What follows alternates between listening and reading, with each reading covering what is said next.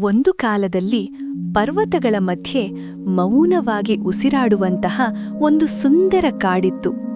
ಆ ಕಾಡಿಗೆ ಜನರು ನಕ್ಷತ್ರ ಕಾಡು ಎಂದು ಹೆಸರಿಟ್ಟಿದ್ದರು. ಏಕೆಂದರೆ ರಾತ್ರಿ ಬಂದಾಗ ಆಕಾಶದ ನಕ್ಷತ್ರಗಳು ನೆಲಕ್ಕೆ ಇಳಿದು ಬಂದಂತೆ ಕಾಡು ಮಿಂಚುತ್ತಿತ್ತು. ಆ ಕಾಡಿನ ಅಂಚಿನಲ್ಲಿ ಒಂದು ಚಿಕ್ಕ ಹಳ್ಳಿ. ಆ ಹಳ್ಳಿಯಲ್ಲಿ ಆರು ಎಂಬ ಚಿಕ್ಕ ಹುಡುಗ ವಾಸಿಸುತ್ತಿದ್ದ. ಆರು ತುಂಬಾ ಸರಳ, ಶಾಂತ ಸ್ವಭಾವದವನು. ಅವನಿಗೆ ಹೆಚ್ಚು ಮಾತನಾಡುವ ಅಭ್ಯಾಸ ಇರಲಿಲ್ಲ. ಆದರೆ ಅವನ ಕಣ್ಣುಗಳಲ್ಲಿ 1000 ಕಥೆಗಳಿದ್ದವು. ಆರುಗೆ ಒಂದು ವಿಶೇಷ ಗುಣ ಇತ್ತು. ಅವನು ಮೌನವನ್ನು ಕೇಳಬಲ್ಲನು. ಹೌದು, ಗಾಳಿ ಬೀಸುವಾಗ ಎಲೆಗಳು ಏನು ಹೇಳುತ್ತವೆ, ನದಿ ಹರಿಯುವಾಗ ಅದು ಏನು ಅನುಭವಿಸುತ್ತದೆ, ಹಕ್ಕಿಗಳು ಏಕೆ ಹಾಡುತ್ತವೆ, ಈ ಎಲ್ಲವನ್ನೂ ಆರು ತನ್ನ ಮನಸ್ಸಿನಲ್ಲಿ ಕೇಳಿಕೊಳ್ಳುತ್ತಿದ್ದ.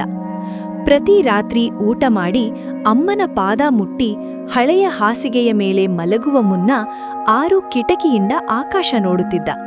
ನಕ್ಷತ್ರಗಳನ್ನು ನೋಡುತ್ತಾ ಅವನು ಮನಸ್ಸಿನಲ್ಲಿ ಹೇಳುತ್ತಿದ್ದ, ನಾಳೆ ಏನು ಹೊಸದಿದೆ. ಒಂದು ರಾತ್ರಿ ಆಕಾಶದಲ್ಲಿ ಒಂದು ನಕ್ಷತ್ರ ವಿಚಿತ್ರವಾಗಿ ಮಿನುಗಿತು. ಅದು ಮಿನುಗುತ್ತಾ ಮಿನುಗುತ್ತಾ ನಿಧಾನವಾಗಿ ಕೆಳಗೆ ಇಳಿತು. ಆರು ಬೆಚ್ಚಿಬಿದ್ದ. ಇದು ಕನಸಾ ಎಂದು ಕಣ್ಣೊರೆಸಿಕೊಂಡ. ಅಷ್ಟರಲ್ಲಿ ಅವನ ಕಿಟಕಿಯ ಮುಂದೆ ಒಂದು ಮೃದು ಬೆಳಕು. ಅದರಿಂದ ಒಂದು ಸಣ್ಣ ಧ್ವನಿ, ಆರು, ಭಯ ಬೇಡ. ಈ ಬೆಳಕಿನಿಂದ ಹೊರಬಂದದ್ದು ಒಂದು ನಕ್ಷತ್ರ ಬಾಲಿಕೆ. ಅವಳ ಕಣ್ಣುಗಳಲ್ಲಿ ಆಕಾಶ, ಅವಳ ನಗುವಿನಲ್ಲಿ ಚಂದ್ರ. ನನ್ನ ಹೆಸರು ತಾರಿಣಿ ಅಂದಳು ಅವಳು. ನಮ್ಮ ಕಾಡಿಗೆ ನಿನ್ನ ಸಹಾಯ ಬೇಕಾಗಿದ. ಆರುಗೆ ಮಾತೇ ಬರಲಿಲ್ಲ. ಆದರೂ ಅವನ ಹೃದಯ ಹೇಳಿತು, ಇದು ಸತ್ಯ. ನಮ್ಮ ನಕ್ಷತ್ರ ಕಾಡಿನ ಹೃದಯ ನಿಧಾನವಾಗಿ ಮೌನವಾಗುತ್ತಿದೆ. ತಾರಿಣಿ ಹೇಳಿದಳು, ಮಕ್ಕಳು ಕನಸು ಕಾಣುವುದನ್ನು ನಿಲ್ಲಿಸುತ್ತಿದ್ದಾರೆ. ದೊಡ್ಡವರು ನಂಬಿಕೆಯನ್ನು ಕಳೆದುಕೊಳ್ಳುತ್ತಿದ್ದಾರೆ. ಅದರಿಂದ ನಕ್ಷತ್ರಗಳ ಬೆಳಕು ಕ್ಷೀಣಿಸುತ್ತಿದೆ. ಆರು ಮೃದುವಾಗಿ ಕೇಳಿದ, ನಾನು ಏನು ಮಾಡಬಹುದು? ತಾರಿಣಿ ನಗುತ್ತಾಳೆ, ನೀನು ದೊಡ್ಡ ಕೆಲಸ ಮಾಡುವ ಅವಶ್ಯಕತೆ ಇಲ್ಲ. ನೀನು ಕೇಳಬೇಕು ಮತ್ತು ಹಂಚಬೇಕು. ಆ ಕ್ಷಣದಲ್ಲೇ ಆರು ಮತ್ತು ತಾರಿಣಿ ನಕ್ಷತ್ರ ಬೆಳಕಿನೊಳಗೆ ಕರಗಿದರು. ಅವರು ನಕ್ಷತ್ರ ಕಾಡಿನ ಮಧ್ಯಕ್ಕೆ ಬಂದರು. ಅಲ್ಲಿ ಮರಗಳು ನಿಧಾನವಾಗಿ ಉಸಿರಾಡುತ್ತಿದ್ದವು. ಒಂದು ಹಳೆಯ ಮರ ಅಳುತ್ತಿರುವಂತೆ ಕಾಣುತ್ತಿತ್ತು. ಆರು ಕೈಯಿಟ್ಟು ಕೇಳಿದ.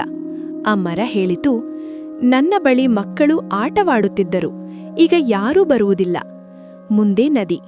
ಅದು ಮೃದುವಾಗಿ ಹೇಳಿತು, ಜನರು ನನ್ನನ್ನು ಕೇಳುವುದನ್ನು ಮರೆತಿದ್ದಾರೆ. ಆರು ಪ್ರತಿಯೊಂದನ್ನು ಮನಸ್ಸಿನಲ್ಲಿ ತುಂಬಿಕೊಂಡ. ಅವನು ಮಾತನಾಡಲಿಲ್ಲ, ಕೇವಲ ಕೇಳಿದ. ಮರುದಿನ ಬೆಳಗ್ಗೆ ಆರು ತನ್ನ ಹಳ್ಳಿಗೆ ಮರಳಿದ. ಎಲ್ಲವೂ ಸಹಜವಾಗಿತ್ತು. ಆದರೆ ಆರು ಬದಲಾಗಿದ್ದ. ಅವನು ಮಕ್ಕಳಿಗೆ ಕಥೆ ಹೇಳಲು ಶುರುಮಾಡಿದ. ನಕ್ಷತ್ರಗಳ ಬಗ್ಗೆ, ಮರಗಳ ಬಗ್ಗೆ, ನದಿಗಳ ಮಾತುಗಳ ಬಗ್ಗೆ. ಮಕ್ಕಳು ಕಣ್ಣು ಬಿಟ್ಟು ಕೇಳಿದರು. ಅವರು ಮತ್ತೆ ಕನಸು ಕಾಣಲು ಶುರುಮಾಡಿದರು. ದೊಡ್ಡವರಿಗೆ ಆರು ಹೇಳಿದ, ಸ್ವಲ್ಪ ನಿಲ್ಲಿ, ಮೌನ ಕೇಳಿ. ರಾತ್ರಿಯಾಗುತ್ತಿದ್ದಂತೆ ನಕ್ಷತ್ರ ಕಾಡು ಮತ್ತೆ ಮಿನುಗತೊಡಗಿತು. ತಾರಿಣಿ ದೂರದಿಂದ ನಗುತ್ತಾ ಹೇಳಿದಳು, ಧನ್ಯವಾದಗಳು ಆರು, ನೀನು ನಮಗೆ ಬೆಳಕು ಕೊಟ್ಟೆ. ಆ ರಾತ್ರಿ ಆರು ಮಲಗುವಾಗ ಹೃದಯ ತುಂಬಾ ಹಗುರವಾಗಿತ್ತು. ಅವನು ಕಣ್ಣು ಮುಚ್ಚುವ ಮೊದಲು ಯೋಚಿಸಿದ, ಮೌನದಲ್ಲಿ ಕೂಡ ಕಥೆಗಳಿವೆ. ಆಕಾಶದಲ್ಲಿ ನಕ್ಷತ್ರಗಳು ಇನ್ನಷ್ಟು ಮಿನುಗಿದವು ಮತ್ತು ಕಾಡು ಶಾಂತವಾಗಿ ನಗಿತು.